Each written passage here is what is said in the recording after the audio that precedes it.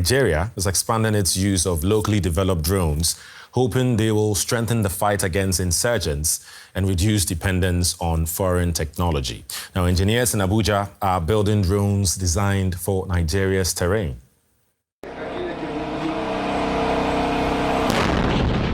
One of Unicorn's attack drones simulating the damage it can do. The test was clearly a success. Nigeria's military says it plans to expand its cooperation with the company to develop the country's domestic drone capabilities. Here at Unicorn, they are developing precision drones like this kamikaze drone. It is armed and made for the local terrain. The Nigerian army is now using drones to reach remote areas and target insurgent groups. This technology has changed the way soldiers fight terrorism in Nigeria. From surveillance to reconnaissance and precision operations, drones have become one of the defining technologies of modern warfare. Terrorists in Nigeria began using commercial off-the-shelf drones for attack as far back as 2024. Nigeria's armed forces have been evolving drone technology in parallel, aiming to keep ahead of the insurgents. At the Directorate of Defense Information, they are tight-lipped about sensitive operational matters. But they did confirm to DW that drones are central to Nigeria's anti-insurgent strategy. As I'm talking to you, we are using drones in the northeast and also in the northwest to complement the air component. Some of our partners, I'm talking to you, they are in foreign countries. Just I don't want to mention the names, but they are there training on the technology to acquire sophisticated more drones so that we can curtail the insurgency and to respond fast to destroy squad into the enclaves of the bandits and the terrorists. Unicorn is a private defense company collaborating with Nigeria's Defense Department to reduce that dependency on foreign tech. It has developed the locally produced unmanned aerial systems. Dr. Chuks Ekweme is the company founder. We are dealing on loitering munition, the kamikaze drones, which are different series according to mission requirements. We have the fully manual, which decision making is in the hands of the pilot, because as much as we are combating insecurity, we ought to be careful to be sure that decisions don't go kind of south, especially civilian casualties. At the factory itself, drone production is now expected to pick up pace. A technician tells us they can produce up to 3,000 drones per month. 80% of the production materials are locally sourced. The increased interest in drones and their capabilities comes as the war in Ukraine grinds on. Ukraine has led the way developing new drones technology. Many countries are now studying its approach and learning from its experience through defense partnerships. One of the biggest lessons from the conflict is that drones don't have to be expensive to make a real difference on the battlefield.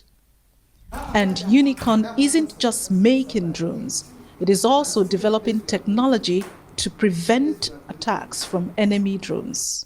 So another thing is our integrated drone defense system. Our jamming system, it can track the drone models and IDs, and then you can spoof, send it to a wrong coordinate and go there to maybe blast or destroy. You can jam it, bring it down, and you can set a no-fly zone. Attack and defense. Countries like Nigeria increasingly want to build their own military technology instead of relying on foreign suppliers.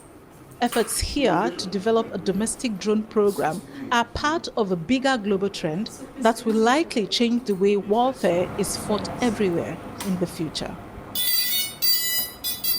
Let's bring in Steve Okori. He's a security consultant in Abuja. Hello and welcome, sir, to the program. We just watched a report suggesting that drones could change the future of Nigeria's fight against insurgency. Could drones really be a game changer, or are expectations getting ahead of reality?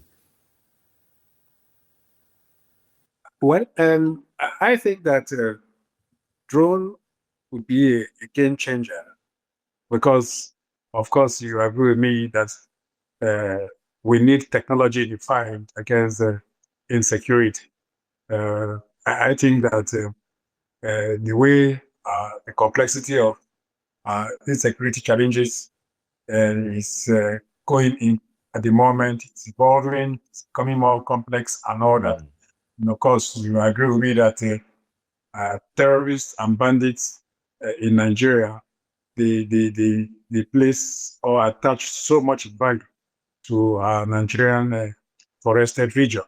It is in the forest that when they carry out these acts of criminality, kidnap Nigerians or adopt school children, they take them into these forests to make it very difficult for us, for securities to get to them. So I think it's very key and very relevant now in the fight against insecurity, the usage of drones. Right. I mean, Nigeria wants to build these drones at home rather than buy them abroad.